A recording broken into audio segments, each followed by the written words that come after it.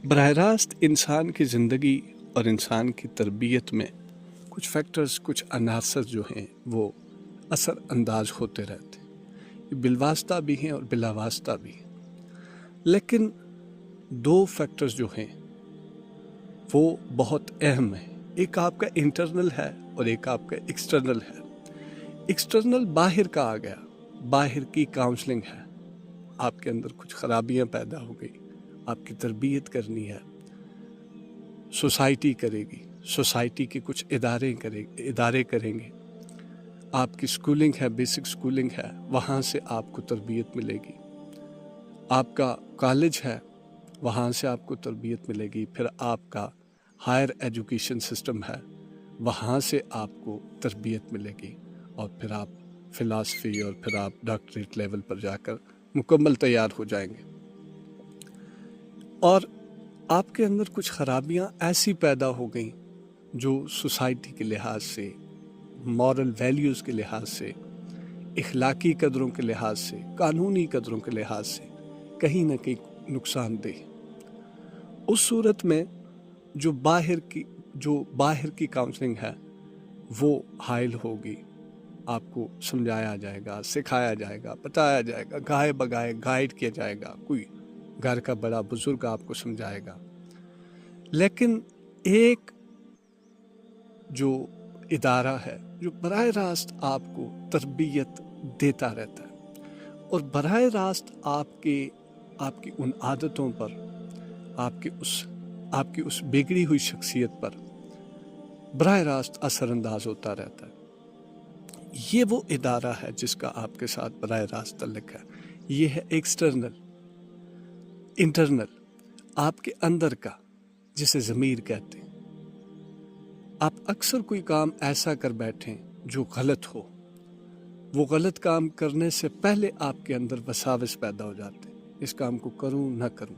लेकिन कहीं ना कहीं आपका वो मुसलसल जो है वो नॉक होता रहता है एक ही मामले पर कि ये काम न करो। वो नाजायज़ होगा तो वो जो है वो आपको बार बार एक ही साइन आएगा, एक ही इंडिकेटर दिया जाएगा कि आप ये काम न करें। ये अच्छा नहीं है, सोसाइटी के लिहाज से भी और स्पिरिचुअल भी। ये जो अंदर की जो इंटरनल काउंसलिंग है, इस काउंसलिंग के अंदर जब खराबी पैदा हो जाए, समझ लें बाहर की सारी काउंसलिंग, सारे इदारे मिलकर भी आपको ठीक करना चाहें, आप ठीक नहीं हो सकते। आपके अंदर रूहानी खराबियां पैदा हो गई। आपका इंटरनल जो काउंसलर है वो आपको मोटिवेट करेगा, आपकी काउंसलिंग करेगा। आपके जो इंटरनल मोटिवेशनल स्पीकर है ये बैठा आपको गाइड कर रहा होगा, मोटिवेट कर रहा होगा। बाहर के सारे डॉक्टर मिलकर, बाहर के सारे काउंसलर मिलकर, बाहर के सारे एडवाइज़र मिलकर आपको मुकम्मल ठीक करना चाहे।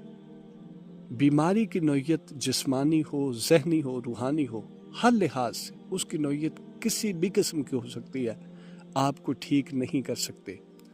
जो एक्सटर्नल हैं वो सारे के सारे इदारे मिलकर, लोग मिलकर, सोसाइटी मिलकर, जब तक कि आपकी जो इंटरनल पावर है, जो इंटरनल अथॉरिटी है, जो इंटरनल काउंसलर बैठा है आपके अंदर, जब तक कि आप उसकी नहीं मान लेते और वो आपको ठीक नहीं कर सकता।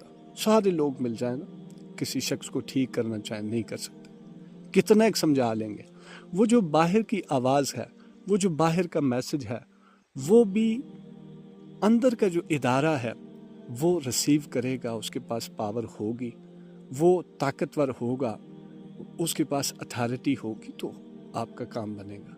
वगरना आपके पीछे दुनिया लगी रहती है। कितने ही इदारे हैं जहाँ से डॉक्टर तैयार होकर निकलते हैं, इंजीनियर निकलते हैं, वकील निकलते हैं, प्रोफेसर निकलते हैं, XYZ आलिम निकलते हैं। लेकिन सोसाइटियों में बिगाड़ आप देख लें, वो बिगाड़ क्या है? तरबियत बेबहा है, तालीम नित नई तालीम और इल्म के नित नए ज़राए हैं। इल्म इतना है कि समेटा नहीं जा रहा, जगह जगह इल्म है। अब तो स्क्रीन ने और AI टेक्नोलॉजी ने मज़ीद आसान कर दिया। आपको कुछ भी चाहिए, किसी के बारे में कुछ जानना चाहते हैं, वो सारा कुछ खोल के रख देगा।